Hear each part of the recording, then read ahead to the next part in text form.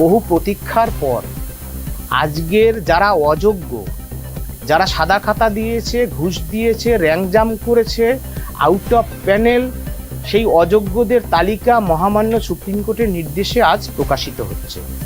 আমাদের বক্তব্য, বাকি যারা রইল, যারা দাগি নন, তারা আনটেন্টেড, তারা যোগ্য, তারা কেন আবার পরীক্ষায় বসবে?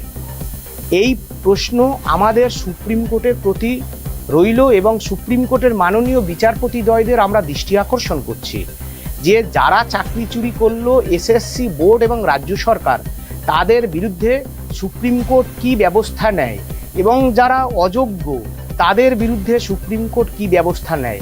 আমাদের এই অযোগ্যদের তালিকা যদি আগে প্রকাশিত হতো তাহলে এই মামলা এতদূর গড়াতো না।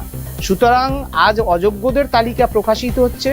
এসএসসির যিনি চেয়ারম্যান তিনি হলফনামা দিয়ে বলছেন 15,800 জন আনটেন্টেড অর্থাৎ যোগ্য, তাহলে তাদেরকে সার্টিফাই করে যোগ্য চাকরি ধারাবাহিকতা সহ ফেরানো হচ্ছে না কেন?